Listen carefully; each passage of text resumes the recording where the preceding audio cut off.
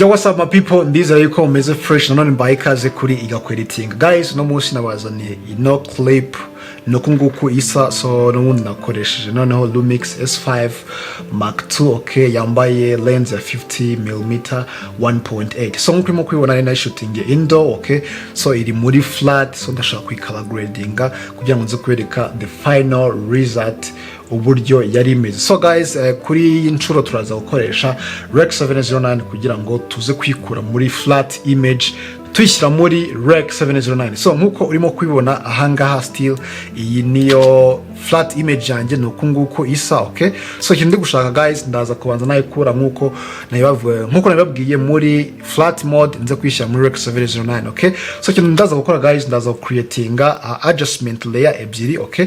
Ndaza hano kuri new item, inza hano kuri adjustment layer, okay. Inze creatinga adjustment layer mbere ndaza gushyiraho ino Rec 709, okay. And then nze creatinga indi adjustment layer ndaza creatingiraho my own look cyangwa se ndaza creatingiraho color grading yanjye, okay. So and then kuri adjustment layer mbere, okay, kugira ngo nze applyinga Rec 709 ndaza no muri Lumetri Color guys, making sure yuko uri muri workspace ya color, okay. Noneho inze gufungura ino basic correction kugira ngo nze importinga Rec 709 yanjye, okay. So ndaza browsinga ni yingiyi, bana ni vlog guys, kubera yuko ari Lumix cameras, yes ni vlog. Guys, no kubantu bari gukoresha cameras za Sony nta kibazo, nayo wayidownloadinga ukagerageza ukareba uko biraza kuba bimeze, okay. So ndaza kwikanda kugira ngo nze kuimportinga, nze kwishyira muri clip yanjye. So nuko nguko guys, clip yanjye ihise ihinduka, okay. Ninza guplayinga urabona ko ya flat mode already yamaze kuvamo. So nuko nguko isa, urabona ko guys irasa neza cyane. And then bwicyo ngiye gukora rero, ngiye adjustingaho indi color grading yanjye cyangwa se look yanjye nshaka kuyihereza, okay. So guys, ndaza gukora ndahita nza kuri adjustment layer yo hejuru kuko niyo ngiye creatingiraho iyo color, okay.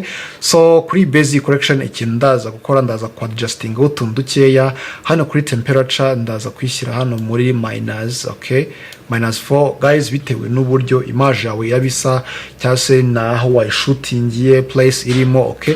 Ubona ko ngiyewe birasa neza cyane. And then kuri exposure guys, ndaza kwihereza 0.3, yes, ni gatoya kugira ngo itaza kuba over exposed, okay. And then so kuri contrast guys, ndaza kongeramo indi contrast nkeya, wenda nyihereze 10, yeah, this is enough, ibingibi birahagije. And then so ndeta nza gufunga inze gufungura ino curves, okay. Kuri inshuro guys ntago turaza gukoresha ino RGB curves, ahubwo ndaza gukoresha zino hue saturation curves, okay. So icyo ndaza gukora, ndaza increasing saturation, kambanze increasing saturation, a small saturation ya skin tone yanjye, okay. Urabona ko iyo nyimanuye n'ubundi skin tone itiba desaturated, ariko ndaza kuyongeraho gatoya gutya guys, okay. Yamunze kuyereza small saturation hangani sawa. And then ni practical light y'ubururu, nayo naza kuyongerera saturation guys, okay. Ahangaha birasa neza cyane nta ribi. And then kuri who versus who guys, ubizi ko ino who versus who idufasha guhindura ibara rimwe irijyana muri indi, okay. So kuri skin tone yanjye guys, hari ukuntu uba ufite like na skin tone irimo umuhondo mwinshi cyangwa se irimo umutuku mwinshi, ikintu uza gukora n'ubundi uza guselectinga n'ubundi ya space cyangwa se ahantu haba harimo colors za skin tone, okay. Nuvangwa bitewe n'ukuntu clip yawe ibimeze, yo harimo umuhondo mwinshi guys, ugerageza kuzamura kugira ngo yes ubashe kugabanya, okay. And then iyo ufite umutuku mwinshi uraza kumanura, urabona ko guys ngiye mitangiramo umuhondo, ariko still ndaza kwimejaringira, ndaza kwishyira ngaha, nibwo iraza kuba iri cool, iraza kuba imeze neza, okay.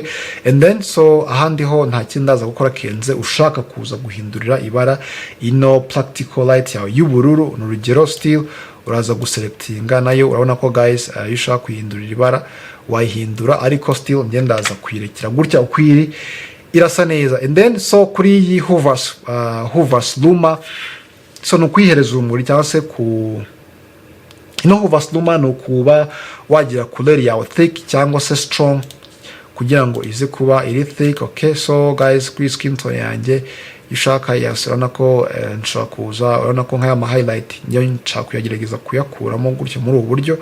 Okay, so ahangaha urabona ko birasa neza. Okay, and then so ndatanza kuza gufunga ino curves, inze gufungura ino color wheels. Okay, so guys, muri color wheels ikintu nshaka gukora ndashaka ko muri shadow yanjye haraba higanjemo nk'ibara runaka. Still urabona ko iyi we niyo ya shadow, iyo nyizamuye gutyo urabona ko shadow mbanyikuyemo, ariko ninza kwimanura gutya ndaza urabona ko image yanjye irahita iba strong cyane. Okay, so ahangaha uyishaka wadingamo icyatsi, okay, cyangwa se ubururu, but for me like nze gushyiramo like ubururu bukeya. Urabona ko guys, okay, muri shadow hagiyemo ubururu.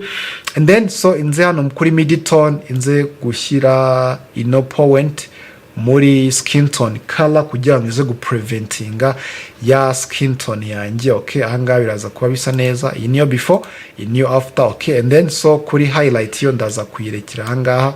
Okay, ahangaha biraba bisa neza cyane. And then so ndatanza gufunga ino color wheels. About head sealer guys, kuri inshuro ntabwo ndaza gukoresha head sealer. Okay, ndatanza no kuri vignette ahubwo nze kwadinga izi black hano muri hano ku nguni ya frame yanjye. Okay, ndaza no kuri amount inze kuyigabanyiriza yes nze kugabanya ino mibare 0.6 ahangaha ni sawa. And then ndatanza kugaruka hano muri basic correction inze kuyihereza urundi rumuri rukeya. Okay, 0.5 ahangaha birabisa neza. And then guys ndatanza hano muri creative inze kuyihereza like sharp. Okay, so ndaza no kuyizoominga kugira ngo nze kureba sharp amount ya sharp ndabanyihaye. Okay, hano muri misura yanjye guys. Okay, so urabizi neza yuko iyo sharp tigabanyije bitahaza no ibintu bimeze nka blur, ariko nituza tukayongera uretse tubona ko image yanjye rete igira more details. Okay, so no kuri vibrance like ni nka saturation, ariko ndaza kuyereza vibrance nkeya ahangaha biraba ari sawa cyane. Okay, and then so nze kugaruka as fit ahangaha. Okay, ubona ko clip yanjye uburyo isa hano irasa fresh neza cyane. Okay, and then so iniyo before twari dufite. Okay, ikiri muri flat mode. Okay, so nyimara kwadingaho Rex 709 nukunguku yahise isa guys. Okay, and then so ubwo nyimara kwadingaho look yanjye guys nukunguku look yahise iyigira guys, urabona ko birasa neza cyane. And then so ninza kwadingaho i extreme close up yayo. Okay,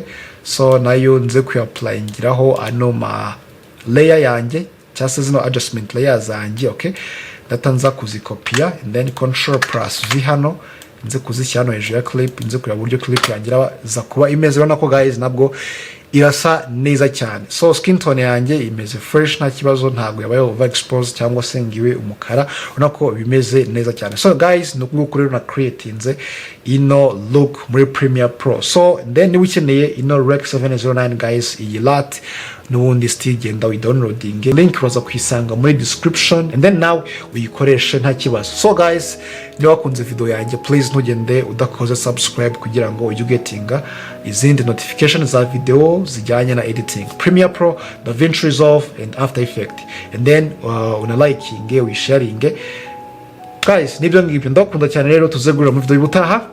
Peace.